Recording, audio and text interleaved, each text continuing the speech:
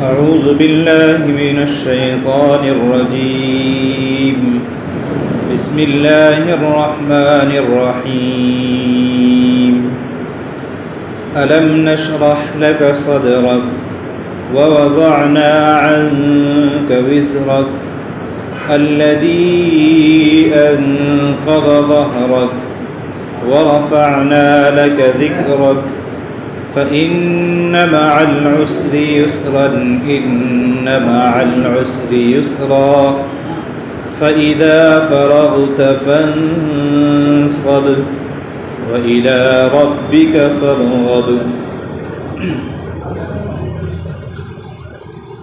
یہ سورہ انشراح ہے. اس سورت کے اندر اللہ تبارک و تعالیٰ نے نبی اکرم صلی اللہ علیہ وسلم کو جو 3 احسانات اللہ نے کیے ہیں ان 3 انعامات کا اللہ نے ذکر کیا ہے، اور آگے پھر اللہ تعالیٰ نے نبی صلی اللہ علیہ وسلم سے 3 چیزوں کا مطالبہ کیا ہے. ہمارے نبی پر 3 احسانات کا ذکر اور 3 چیزوں کا آپ سے مطالبہ. یہی باتیں اس صورت میں اللہ نے بیان کی ہے. اللہ فرماتے ہیں الم نشرح لک صدرک، اے نبی کیا میں نے آپ کی خاطر آپ کے سینے کو کھول نہیں دیا. ووضعنا عنک وزرک، اور ہم نے آپ پر سے آپ کے بوجھ کو اتار دیا. الذی انقض ظہرک، جس بوجھ نے آپ کے کمر کو جھکا دیا تھا. ورفعنا لک ذکرک، اور ہم نے آپ کے تذکرے کو آپ کے لیے بلند کر دیا.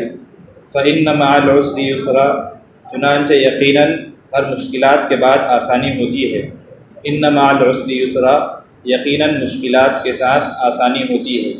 فإذا فرغت فانصب، جب آپ اپنے کاموں سے فارغ ہو جائیے تو اپنے آپ کو عبادت میں تھکائیے. وإلی ربک فارغب، اور اپنے رب سے لو لگائیے. اس صورت میں نبی صلی اللہ علیہ وسلم پر اللہ تعالیٰ نے جو 3 انعامات کیے ہیں ان کا ذکر ہے. پہلا انعام یہ ہے کہ اللہ تعالیٰ نے آپ کو نبوت سے سرفراز کیا. نبوت یہ بہت اونچی چیز ہے. گویا کہ نبوت ملنے کے بعد جن انسانوں کو، جن نبیوں کو نبوت ملی ہے ان کا تعلق اللہ تعالیٰ سے ڈائریکٹ ہو گیا. نبوت یہ سب سے اونچا مقام ہے. اللہ نے آپ کو وہ دیا، اور اس کے ساتھ ہی آپ کے سینے کو گویا کہ علوم اور معارف کے لیے، انوارات اور برکات کے لیے اللہ نے کھول دیا. اور اسی کو اللہ تعالیٰ کہہ رہے ہیں کہ نبی کیا ہم نے آپ کے سینے کو کھول نہیں دیا. مطلب یہ ہے کہ آپ کے سینے کو ہم نے کھول دیا اور اس میں اپنے تجلی اور اپنے نبوت سے ہم نے آپ کو سرفراز کیا. اور یہ بھی مطلب ہو سکتا ہے کہ آپ کا جو مشن ہے، یعنی ہمارے نبی کو جو کام دے کر اس دنیا میں بھیجا گیا دین اسلام کو پھیلانے کے لیے، تو چونکہ کام بہت بڑا تھا تو بڑے کام کے لیے حوصلہ اور ہمت بھی ایسا ہی چاہیے. آج بھی ہم اگر سماج کو سدھارنے کے لیے کوئی کام لے اور کوئی بھی مشن لے کر آگے بڑھیں تو جتنا بڑا کام ہم لے کر آگے بڑھیں گے اتنی ہمارے اندر ہمت اور کیپیسٹی ہونی چاہیے. لیکن ہم کوئی کام کریں گے 10 آدمی ٹوکنے والے ہوں گے، 4 آدمی ہماری ٹانگ کھینچیں گے، 2 آدمی ہمیں منہ پر برا بھلا کہیں گے. تو جب بھی کوئی اصلاح کا کام لے کر آگے بڑھتا ہے تو جتنا بڑا کام ہوگا اس کو ہمت، حوصلہ اور اندر سے پاور بھی اتنی بڑی چاہیے. تو اللہ فرماتے ہیں اے نبی آپ نے پوری دنیا کو سدھارنے کے لیے، پوری دنیا کو ہدایت کی طرف بلانے کے لیے عالمی کام لیا ہے. لہذا آپ کو ہمت، حوصلے کی بھی ایسی ضرورت تھی. تو ہم نے آپ کے سینے کو کھول دیا کہ آپ کے خلاف سازشیں ہوں گی، آپ کو مارنے کے منصوبے بنیں گے، پھر بھی گویا کہ آپ گھبرائیں گے نہیں، پریشان نہیں ہوں گے. تو جیسا بڑا کام ویسی ہمت اللہ تعالیٰ نے ہمارے نبی کو دیا، اور یہ اللہ کا گویا کہ پہلا انعام اور احسان ہے. دوسرا احسان ووضعنا عنک وزرک الذی انقض ظہرک، اے نبی ہم نے آپ پر سے وہ بوجھ اتار دیا، ہٹا دیا جس بوجھ نے آپ کے کمر کو جھکا دیا ہے. اس کا ایک مطلب تو یہ ہے کہ ہمارے نبی صلی اللہ علیہ وسلم جب 25 سال کی عمر میں ہوئے، ہم تمام کو معلوم ہے کہ آپ 25 سال کی عمر میں تھے، آپ کی شادی ہو گئی، بیوی بچے ہوئے، اور پھر جب آپ نے نبوت کا اعلان کیا تو اور بھی ذمہ داریاں بڑھ گئی. تو گویا کہ گھر کا بھی اخراجات بڑھ گیا، گھر کی بھی ذمہ داریاں، اولادیں بھی ہو گئی کئی. تو اللہ تعالیٰ نے انعام یہ کیا کہ حضرت خدیجہ رضی اللہ تعالیٰ عنہ جو اس زمانے میں بہت ہی مالدار خاتون تھی، تو حضرت خدیجہ کے دل میں اللہ نے بات ڈالی اور انہوں نے اپنا پورا خزانہ اللہ کے نبی کے لیے کھول دیا. گویا کہ نبی صلی اللہ علیہ وسلم کمانے کے اعتبار سے بالکل فری ہو گئے. یعنی گھریلو اخراجات کس طرح پوری کرنی ہے، اللہ تعالیٰ نے بالکل آپ کو ذہنی طور پر فری کر دیا. اور آپ کی اہلیہ کے پاس اتنا خزانہ تھا کہ گھر کا گزران الگ سے ہو جاتا تھا، اور بلکہ اتنا خزانہ تھا، اتنی مال و دولت تھی کہ وہ دین اسلام کے پھیلانے میں بھی خرچ کرتی تھی. تو اللہ تعالیٰ اسی انعام کی طرف اشارہ کر رہے ہیں کہ آپ کو ہم نے گویا کہ کمانے دھمانے کے فکر سے بھی آزاد کر دیا. یہ جو آپ کے اوپر بوجھ ہے، ہم میں سے ہر آدمی صاحب اولاد ہے، اکثر لوگ تو گھر چلانا کتنا مشکل کام ہے، بہت ہی ٹینشن رہتا ہے. انسان دن بھر جو دوڑ دھوپ کرتا ہے، نوکری چاکری کرتا ہے، اپنے آپ کو تھکاتا ہے گھر والوں کے لیے. اللہ کہتے ہیں کہ اے نبی ہم نے آپ کو بیوی ایسی دی کہ آپ کو اس ٹینشن سے ہی ہم نے فری کر دیا. یہ گویا کہ اللہ کا دوسرا انعام ہوا.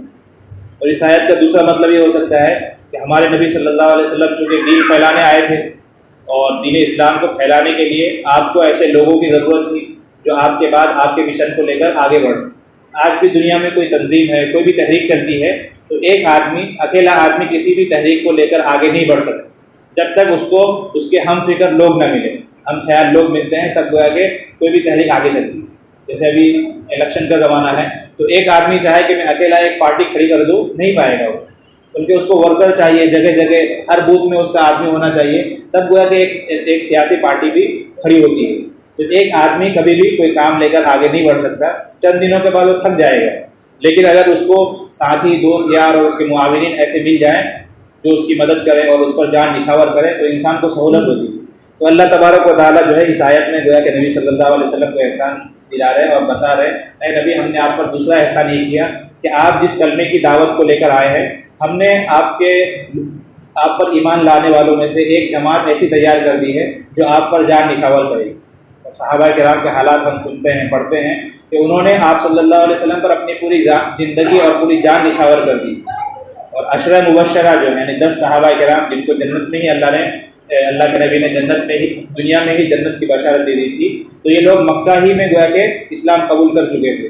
تو اللہ تبارک و تعالیٰ احسان بتا رہے ہیں اپنے نبی پر کہ اللہ کے نبی ہم نے آپ پر دوسرا احسان یہ کیا کہ آپ جس مشن کو لے کر آئے ہیں آپ تو ایک دن اس دنیا سے چلے جائیں گے، لیکن آپ کے پیچھے ایک ایسی جماعت تیار ہو گئی ہے جو آپ کے نام کو گویا کہ آپ کے کام کو یہ لوگ آگے بڑھائے گی.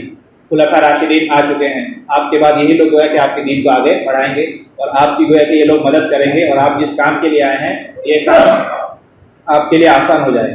اور اللہ کے نبی صلی اللہ علیہ وسلم کو سب سے زیادہ جو فکر تھی وہ دین کی ہی فکر تھی، گھر والوں کی بھی کم تھی، اپنے دین کی اور مسلمانوں کی زیادہ فکر تھی. اسی لیے ہم سنتے ہیں کہ اللہ کے نبی جب پیر کے دن بیمار ہوئے ہیں تو آپ مسجد نہیں آ سکے، ابو بکر صدیق رضی اللہ تعالیٰ امامت کرا رہے ہیں. اللہ کے نبی نے کھڑکی سے جھانک کر دیکھا میری امت کیا کر رہی ہے، دیکھا کہ ابو بکر نماز پڑھا رہے ہیں، سارے لوگ ان کے پیچھے پڑھ رہے ہیں. تو وہاں پر اللہ کے نبی خوش ہو گئے. علماء فرماتے ہیں کہ آپ خوش کیوں ہوئے؟ خوش اسی لیے ہوئے کہ آپ کو تسلی ہو گئی کہ اب میرے بعد جو ہے یہ دین ختم نہیں ہوگا، کچھ لوگ ایسے تیار ہو چکے ہیں جو اس دین کو آگے پھیلائیں گے. ہوا بھی ایسا ہی، صحابہ کرام نے پوری دنیا میں گھوم گھوم کر دین اسلام کو پھیلایا ہے. تو یہ گویا کہ اللہ تبارک و تعالیٰ نے آپ کا بوجھ ہلکا کر دیا. تیسرا احسان اللہ نے جو کہا ہے وہ یہ وَرَفَعْنَا لَكَ ذِكْرَكَ، اے نبی ہم نے آپ کے ذکر کو آپ کے خاطر بلند کر دیا اور ایسا چرچا کیا آپ کا کہ مسلمان جہاں بھی رہیں گے، جہاں اللہ کا نام لیں گے وہاں پر نبی کا بھی نام لیں گے. جہاں بھی مسجدیں قائم ہیں، مسلمان آباد ہیں، 5 وقتہ اذان ہوتی ہے، ہر اذان میں جہاں پر ہم اذان دیتے ہیں، اذان میں کہتے ہیں اشہد ان لا الہ الا اللہ کہ ہم اللہ کی گواہی دیتے ہیں، ساتھ میں کہتے ہیں اشہد ان محمد رسول اللہ، ہم محمد صلی اللہ علیہ وسلم کے رسول ہونے کی بھی گواہی دیتے ہیں. تو اللہ تعالیٰ نے آپ کے ذکر کو بہت ہی زیادہ بلند کر دیا. تو یہ 3 احسانات اللہ تعالیٰ نے آپ پر کیے کہ آپ کے سینے کو ہم نے کھول دیا، آپ کے بعد آپ کی ایسی جماعت دے دی جو آپ کے دین کو آگے بڑھائیں گے، آپ کا بوجھ ہلکا ہو گیا. تیسرا کہ ہم نے آپ کے ذکر کو، آپ کے چرچے کو، آپ کے تذکرے کو بالکل عام کر دیا، قیامت تک لوگ جہاں اللہ کا نام لیں گے وہاں پر رسول کا بھی نام لیں گے. تو یہ 3 انعامات اللہ تعالیٰ نے ہمارے نبی پر کیے، ان کا ذکر ہے. اب آگے اللہ تعالیٰ 3 چیزوں کا ہمارے نبی سے مطالبہ کر رہے ہیں کہ نبی ہم نے آپ کو یہ 3 چیزیں دی ہیں، لہذا آپ اس کے بدلے میں 3 چیزیں کیجیے. پہلا تو یہ فَإِنَّ مَعَ الْعُسْرِ يُسْرًا إِنَّ مَعَ الْعُسْرِ يُسْرًا. یہاں پر پہلی بات اللہ تعالیٰ اپنے نبی سے کہہ رہے ہیں کہ اللہ کے نبی آپ جو دین کی دعوت لے کر آئے ہیں تو آپ کے راستے میں مشکلات کھڑی ہوں گی، ساری قوم آپ کی دشمن ہو جائے گی. اور ہوا بھی ایسے ہی، لوگ آپ کے دشمن ہو گئے، قتل کرنے کے در پہ ہو گئے، آپ کو اپنا گھر بار چھوڑ کر ہجرت کرنا پڑا. تصور کریں آج ہمارے ملک میں صرف بات ہو رہی ہے CAA کی، ہمیں گھروں سے ابھی نکالا نہیں ہے، صرف بات ہو رہی ہے کہ بھائی چیکنگ ہوگی، کاغذات دیکھے جائیں گے تو ہم ابھی سے گھبرا رہے ہیں. اللہ کے نبی کو تو بالکل نکالا گیا، اور نکالا بھی کیسے کہ لوگ پیچھے ہو گئے، پیچھے پڑ گئے اور مارنے کے در پہ ہو گئے. آپ تصور بھی نہیں کر سکتے کیسا عالم ہوگا. تو اللہ فرماتے ہیں کہ نبی مشکلات کے بعد آسانی آتی ہے. یعنی آپ پر اگر کوئی مشکلات آئے دین کو پھیلانے کے لیے، ہمارے دین کی خدمت کے لیے، میرے نام کے، میرے کلمے کی چرچا کے لیے اگر مشکلات آئے تو پہلا کام آپ کو یہ کرنا ہے کہ آپ کو صبر سے کام لینا ہے، اس لیے کہ ہر مشکل کے بعد آسانی ہوتی ہے. ابھی آپ مشکلات برداشت کریں گے، کچھ دنوں کے بعد آسانی ہو جائے گی۔ اور ہوا بھی ایسے ہی، آپ نے ہجرت کی، ہجرت کے بعد بھی کئی جنگیں ہوئی، مشقتیں ہوئی، اس کے بعد اللہ تعالیٰ نے آپ کو حکومت دی، اور پھر پورے عرب پر گویا کہ پورے عرب نے اسلام قبول کر لیا اور اسلام کا بول بالا ہو گیا۔ تو پہلا کام یہ ہے کہ اگر مشکلات آئے تو گھبرانا نہیں ہے، صبر کرنا ہے۔ ہمیں بھی سبق ملتا ہے اس سے کہ ہم جس حالات میں ہیں ہر طرف سے ہمیں دبایا جائے گا، ہمیں مشکلات کا سامنا کرنا پڑے گا، لیکن ایسے حالات میں بھی ہمیں گھبرانا نہیں ہے، بلکہ ہمیں صبر سے اور تحمل سے کام لینا ہے۔ اور اس آیت کو ہمیشہ ذہن میں یاد رکھنا ہے، فَإِنَّ مَعَ الْعُسْرِ يُسْرًا إِنَّ مَعَ الْعُسْرِ يُسْرًا، کہ ہر مشکلات کے بعد آسانی ہوتی ہے۔ علماء فرماتے ہیں کہ یہاں پر اللہ تبارک و تعالیٰ نے 2 مرتبہ عسر کا ذکر کیا، 2 مرتبہ یسر کا، یعنی 2 مرتبہ آسانی کی۔ علماء فرماتے ہیں کہ اس سے اللہ اشارہ کرنا چاہتے ہیں کہ اگر آپ کو ایک مشکل میں ڈالا جائے گا تو اللہ تعالیٰ 2 آسانیاں فرمائیں گے، یعنی ایک مرتبہ آپ کو آزمایا جائے گا تو اللہ تعالیٰ 2 انعامات دیں گے۔ شرط یہی ہے کہ ہم صبر کریں اور تحمل سے کام لیں۔ تو ایک کام یہ۔ دوسرا کام اللہ تعالیٰ نے فرمایا کہ فَإِذَا فَرَغْتَ فَانصَبْ، اے نبی جب آپ دین کی دعوت سے فارغ ہو جائیں، جو تبلیغ کا کام، دعوت کا کام آپ کے ذمے ہے، آپ اس کام سے فارغ ہو جائیں، فَانصَبْ، تو اپنے آپ کو عبادت میں تھکائیے۔ ہمارے نبی جو کام کرتے تھے وہ بھی تو دین کا ہی کام تھا، وہ بھی عبادت ہی ہے، لوگوں کو دین کی طرف بلانا وہ بھی عبادت ہے، لیکن اس کے باوجود اللہ کہہ رہے ہیں کہ یہ بھی ٹھیک ہے، عبادت ہے، لیکن آپ کچھ اپنا پرسنل عبادت بھی کیجیے، یعنی کچھ نوافل کا بھی اہتمام ہو، ذکر و اذکار کا بھی اہتمام ہو، اللہ بھی انسان ساتھ میں کرے۔ تو اس سے علماء فرماتے ہیں کہ جب ہم خاص طور پر پبلک میں جا کر کوئی کام کرتے ہیں، پبلک میں جا کر دین کی بات دیتے ہیں، تو چونکہ لوگوں کے ساتھ ملنے کی وجہ سے 10 آدمی 10 طرح کے ہیں، تو ہر ایک کا مزاج الگ الگ ہے، اور کسی کے پاس آپ بیٹھے ہو گے تو اس کے مزاج میں سے کچھ نہ کچھ حصہ آپ کو ملے گا، صحبت کا بہت اثر ہوتا ہے۔ تو لوگوں کے ساتھ ملنے جلنے کی وجہ سے کبھی دل میں غفلت کا پردہ پڑ جاتا ہے، اس لیے اللہ نے فرمایا کہ آپ تنہائی میں بیٹھ کر ذکر و اذکار کا اہتمام کیجیے۔ اس سے یہ بات پتہ چلی ہمارے لیے بھی سبق ہے کہ ہم نماز، روزہ، جو اجتماعی اعمال ہے یہ تو کرتے ہی ہیں، لیکن خارج میں بھی ہمارے کچھ معمولات ہونے چاہیے۔ کچھ منٹ اللہ کے سامنے یاد کریں، اللہ کو یاد کریں، ذکر کریں، کچھ منٹ تلاوت کریں، نفلی نمازوں کا ہم اہتمام کریں، خاص طور پر ذکر کا اہتمام کریں۔ تو گویا کہ نفلی عبادتیں اور کچھ معمولات ہمارے پرسنل بھی ہونے چاہیے۔ یہ اس آیت سے پتہ چلا کہ جب اللہ تعالیٰ اپنے نبی کو کہہ رہے ہیں، حالانکہ نبی کو تو ان چیزوں کی ضرورت نہیں، وہ تو امت کی تبلیغ کے لیے اللہ کہہ رہے ہیں، تو گویا کہ ہمیں کچھ معمولات بنا لینے چاہیے دن رات کے، جو ہم خالص الگ ہو کر، یکسو ہو کر اللہ تبارک و تعالیٰ کی عبادت کر سکیں۔ تیسرا کام وَإِلَىٰ رَبِّكَ فَارْغَب، اور اے نبی اپنے رب سے لو لگائیے، یعنی ہر وقت رب کا دھیان ہو۔ نبی کا تو دھیان ہوتا ہی ہے، لیکن یہ گویا کہ ہمیں تعلیم دی جا رہی ہے، ہم مسلمانوں کو، قرآن ماننے والوں کو، وَإِلَىٰ رَبِّكَ فَارْغَب، کہ ہر وقت انسان اپنے رب سے لو لگائیں، جہاں بھی ہم رہیں، چاہے ہم دکان میں رہیں، کاروبار میں رہیں، پڑھانے بیٹھے، اسکول میں رہے، کالج میں رہے، کسی بھی حالت میں رہے، ہم اپنے کام بھی کریں، لیکن ہمارا دل جو ہے اللہ سے لگا ہوا ہونا چاہیے۔ اور اس کا مطلب یہی ہے کہ ہم کوئی بھی ایسا کام نہ کریں جو خلاف شریعت ہو، جو اللہ کو ناراض کرنے والا ہو۔ ہر وقت انسان اسی فکر میں رہے کہ میں جو کام کر رہا ہوں میرا رب مجھ سے راضی ہے یا ناراض ہوگا۔ اگر ہم اس کو مد نظر رکھیں گے تو گویا کہ ہمارا دل جو ہے اللہ کی طرف ہے۔ اسی طرح ایک حدیث میں ہے، اللہ کے نبی صلی اللہ علیہ وسلم فرماتے ہیں 7 آدمی ایسے ہیں جن کو اللہ تعالیٰ قیامت کے دن عرش کے سائے میں رکھیں گے۔ قیامت کا منظر بہت ہی بھیانک منظر ہے، لوگ پریشان ہوں گے وہاں پر، جن کو اللہ اپنے عرش کے سائے میں رکھیں گے تو ظاہر سی بات ہے وہ لوگ آرام سے رہیں گے، چین سکون سے رہیں گے، ان کو وہاں پریشانی نہیں ہوگی۔ تو اس میں ایک آدمی وہ بھی ہے، اللہ کے نبی فرماتے ہیں کہ ایک آدمی وہ بھی ہے کہ جس کا دل مسجد میں اٹکا رہے۔